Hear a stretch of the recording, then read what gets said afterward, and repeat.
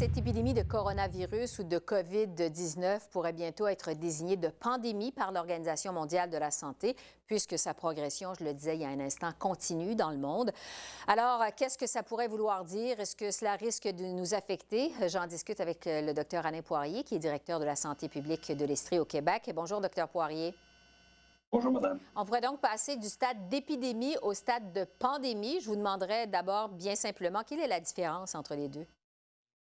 Épidémie veut juste, c'est un terme, en épidémiologie, on dit qu'il y a une progression du nombre de cas. Ceci dit, je mettrais tout de suite un bémol. Oui, il y a eu une progression, il y a toujours des nouveaux cas, mais de jour en jour, il y en a de moins en moins si on regarde du côté de la Chine.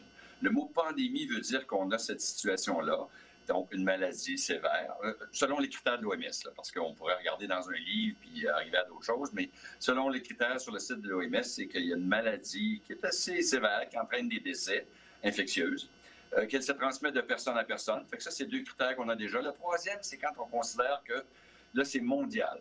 Or, on a plus d'une trentaine de pays qui en a, mais cette transmission de personne à personne, est-ce qu'elle est vraiment soutenue? Bien là, on a l'Italie, on a l'Iran. Alors, selon les critères de l'OMS, je pense qu'on a déjà ce qu'il faut pour qu'ils nous disent bientôt que c'est une pandémie.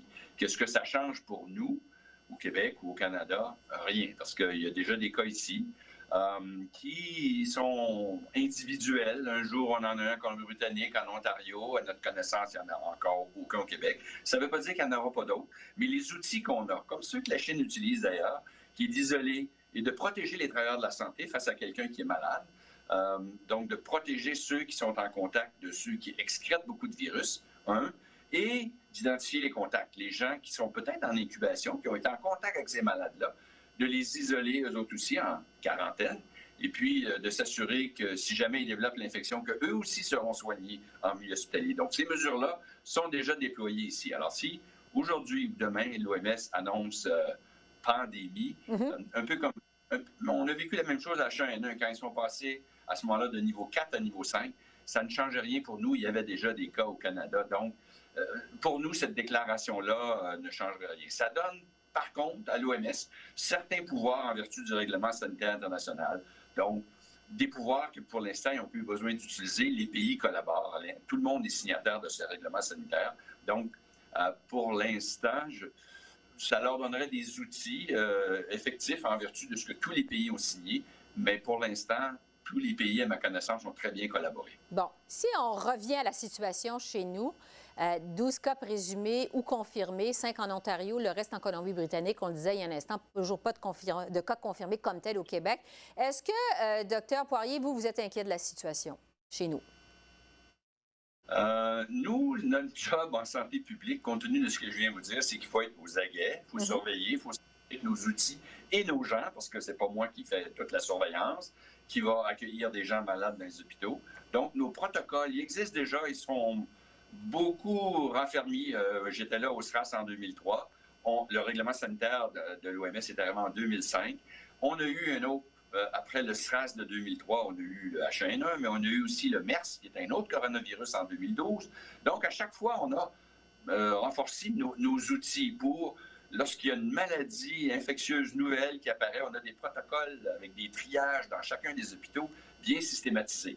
Donc ça existe déjà. On est pas mal meilleur qu'en 2003, par exemple, quand le SRAS a frappé Toronto. Le même cas, le même Hong Kong, était arrivé à Vancouver. Pas le même cas, mais un autre cas semblable. Et tout de suite, on avait eu cette suspicion à Vancouver et il n'y a pas eu d'autres cas à Vancouver. Alors qu'à Toronto, le patient a généré des centaines de malades, entre autres en milieu hospitalier. Donc, quand on est prêt, avec les outils que j'ai décrits, on est capable de contrôler. Moi, au Canada, au Québec, dans les autres provinces, je ne suis pas vraiment préoccupé. Mais quand on est dans d'autres pays où peut-être les gens collaborent moins bien avec l'État, peut-être que les outils de dépistage, ça, tout le monde les a, il semblerait. Mais peut-être que là, il peut y avoir un peu plus de délai avant de... Par exemple, la situation en Italie ne me préoccupe pas beaucoup. En Iran, je ne connais pas bien les services, mais ce qu'on entend de la collaboration entre la population et les gouvernements, peut-être pourrait poser des difficultés. Mais ça, là, je suis dans des spéculations, puis je ne connais pas bien le système de santé iranien. Sur les mesures à prendre chez nous contre le coronavirus, nous ici, on est en Ontario, vraiment, c'est la ruée vers les masques. Hein. À la pharmacie, dans les pharmacies, les masques de protection sont en rupture de stock. Est-ce que le masque est une mesure adéquate pour se prémunir contre le coronavirus? Seulement pour les travailleurs de la santé qui sont en contact avec des gens très malades, qui toussent, qui crachent, qui excrètent beaucoup. Il faut que les travailleurs de santé se protègent avec un masque spécifique face à ces gens qui sont on disait ça même dans le SRAS en 2003, des plus grands excréteurs. Mais donc, quelqu'un sur la rue, on croise des gens, ce qu'on croise, c'est des virus comme on a toujours, la grippe, le rhume, de simples coronavirus, parce qu'on a déjà 4 coronavirus qu'on a chaque année, tout le temps, qui est plutôt dans les voies respiratoires en haut, plutôt que descendre dans les poumons. C'est quand ils s'intéressent plus bas dans les poumons, qui créent des pneumonies, des insuffisances respiratoires et qui peut amener jusqu'au décès. Donc, tout ça pour dire qu'on a beaucoup de virus respiratoires avec lesquels on vit ou on souffre parce que l'influenza crée des milliers de décès par année, chaque année au Canada. Donc, les gens, votre question sur les masques, est-ce qu'on porte des masques habituellement? Non.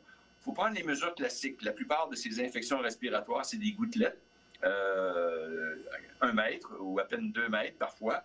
Mais donc, si on se lave bien les mains parce que c'est beaucoup par les contacts avec nos muqueuses, les yeux, le nez, la bouche, qu'on peut s'infecter. Il y a aussi les gouttelettes à proximité. Donc, si on s'occupe de quelqu'un qui est malade dans notre famille, et puis si on ne se protège pas, on ne se lave pas les mains, etc., on pourrait s'infecter.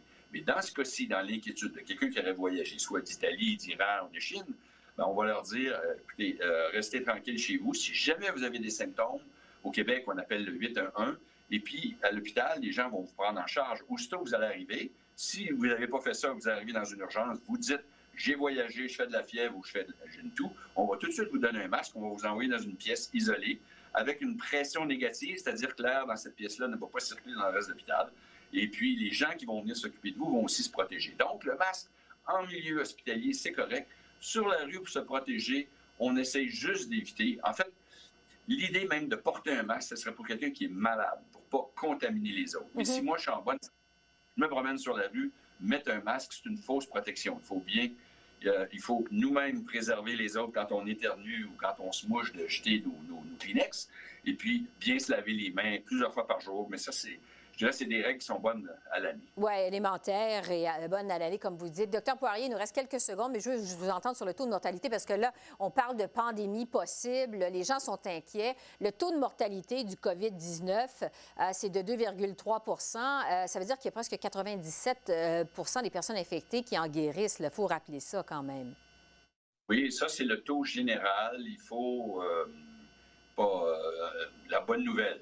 C'est pas gentil de le dire comme ça, mais il est surtout élevé chez les 80 ans et plus, 2 fois moins chez les 70, puis en bas de 70 ans, il y en a toujours de la mortalité, mais beaucoup moins. Donc, le taux général est, je dirais, tiré vers le haut par des gens qui ont déjà des problèmes respiratoires, des problèmes de santé cardiaque, etc. Donc, ça ressemble un peu à la grippe. Chaque année, on a la grippe et c'est nos gens qui sont déjà les plus atteints sur le plan cardiaque et respiratoire qui peuvent en décéder. Docteur Alain Poirier, directeur de la santé publique de l'Estrie, merci beaucoup. Merci de vos lumières. Au revoir.